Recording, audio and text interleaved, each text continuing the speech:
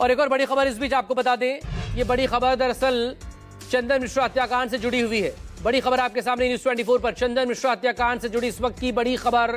Bihar police और STF ने 5 लोगों को हिरासत में लिया है, संदिग्धों को। ये पश्चिम बंगाल के पुरुलिया में कार्रवाई करने के दौरान इन्हें हिरासत में लिया गया। इनसे अभी फिलहाल पश्चिम बंगाल में ही पूछताछ हो रही है और इसके बाद इन्हें ट्रांजिट रिमांड पर लाया जाएगा। शेरू गैंग के बताए जा रहे हैं सभी आरोपी शेरू गैंग से जुड़े हुए बताए जा रहे हैं। जेल में बंद शेरू से पूछताछ के बाद ये एक्शन लिया गया। ये कार्रवाई यहां पर की है बिहार पुलिस और एसटीएफ की तरफ से, स्पेशल टास्क फोर्स और बिहार पुलिस की तरफ से कार्रवाई। और ये देखिए लगातार ये वो तस्वीरें आपके सामने हैं न्यूज़ 24 पर, उन 5 लोगों की तस्वीरें जिन्होंने अस्पताल में घुसकर वारदात को अंजाम दिया था बड़े बेखौफ होकर। एक शख्स ने कैप नहीं लगा रखा है, बाकी चारों के सर पर कैप नजर आ रहा होगा आपको।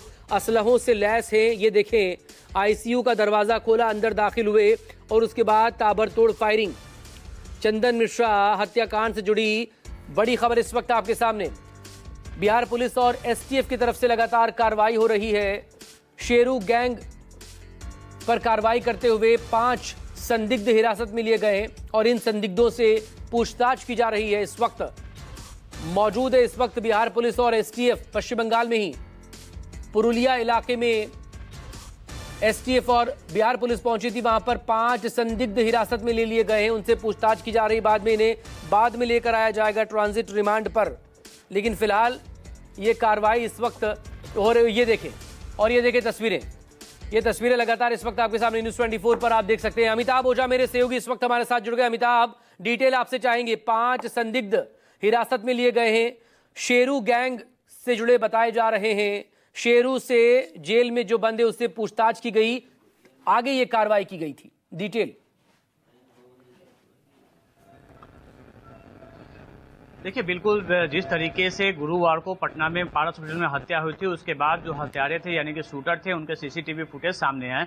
उसके आधार पर पुलिस लगातार कार्रवाई कर रही थी और इसी क्रम में ये जानकारी मिली कि इस पूरे घटना का मास्टरमाइंड पुरुलिया जेल में बंद शेरू सिंह है, जो बिहार के बक्सर का रहने वाला है। और शेरू और चंदन मिश्रा दोनों दोस्त हुआ करते थे, दोनों एक ही गिरोह बनाया था और बाद में शेरू सिंह के और चंदन के बीच में अदावत हुई थी और जिसके बाद इस पूरे घटना की प्लानिंग जो है शेरू सिंह ने बनाई थी। क्योंकि इसमें जो शूटर थे उनकी तो पहचान हो गई थी, जिनकी संख्या शुरुआत में 5, बाद में इसमें इनकी संख्या 6 बताई गई है। बताया गया कि पटना के बेउर जेल में बंद शेरू सिंह के एक शागिर्द ने जो मेन शूटर है इसमें जो तौसीफ रजा और बादशाह, उसको सुपारी दी थी और उसके बाद तौसीफ रजा और बादशाह ने अपने साथी को तैयार किया और उस पूरी घटना को अंजाम दिया।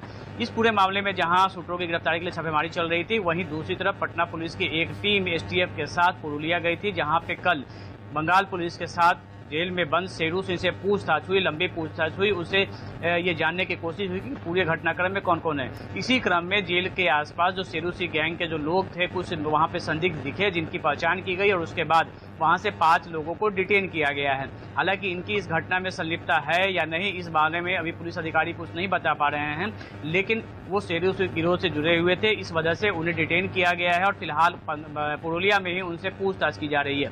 वहीं दूसरी तरफ पटना में इस गैंग से जुड़े लोगों के ठिकानों पर लगातार छापेमारी चल रही है। पटना, आरा, बक्सर के साथ साथ मुजफ्फरपुर इलाके में भी छापेमारी हुई है और जहां से 8 लोगों को हिरासत में लिया गया है। यानी कि अब तक इसमें 13 लोगों से पूछताछ हिरासत में लेके पूछताछ की जा रही है। लेकिन अभी तक जो 5 शूटरों की बात कही जा रही थी, जो 5 शूटर तस्वीर में देख रहे हैं, जबकि एक शूटर नीचे था, उनकी गिरफ्तारी नहीं हुई है। यही वजह है कि 48 घंटा बीत गए हैं, लेकिन अभी तक इस मामले में पटना पुलिस किसी भी शूटर को गिरफ्तार नहीं कर पाई है।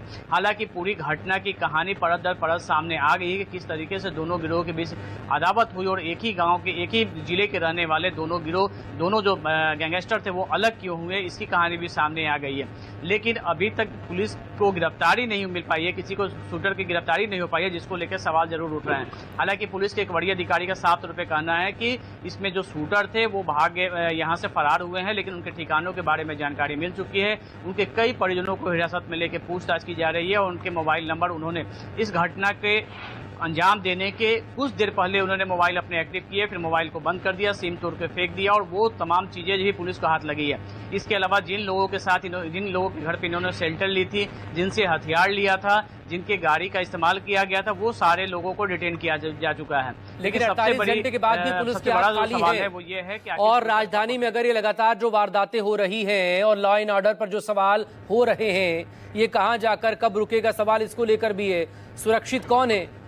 अस्पताल में गोलियां बरसाई जा रही है, कारोबारी महफूज नहीं है। ये राजधानी का हाल है।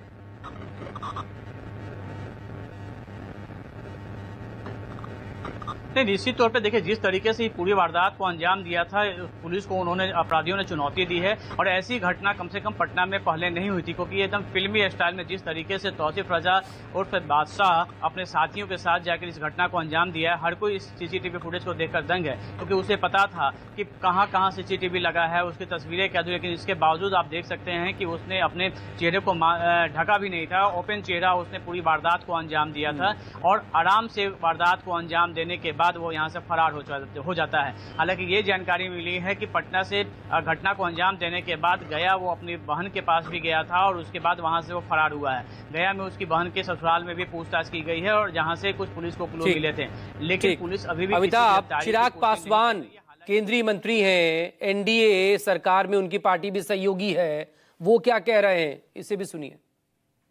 घुसते हैं और दिन दहाड़े गोलियों की बौछार कर देते हैं। ऐसा नहीं है कि बिहार में ये घटनाएं पहले नहीं हुई हैं। जो लोग जंगल राज जिनके नेतृत्व में होता था, आज जब वो हम लोग पे उंगली उठा रहे हैं तो उनसे पूछने की जरूरत है कि 98 में पीएमसीएच में भी इसी तरीके से गोली चली थी और उस वक्त के मंत्री, उनकी हत्या कर दी गई थी। उस वक्त वो मंत्री थे, उस वक्त घुस के उनकी हत्या कर दी गई थी। उस वक्त किसकी सरकार थी? इन्हीं की थी ना। पर ना उस वक्त के इस घटना को जायज ठहराया जा सकता है, ना आज की इस घटना को जायज ठहराया जा सकता है।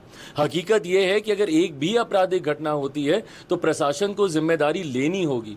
एडीजी लॉ एंड ऑर्डर इस तरीके की बातें कतई नहीं कह सकते हैं कि भाई बरसात के से पहले इस तरीके की घटनाएं होती है।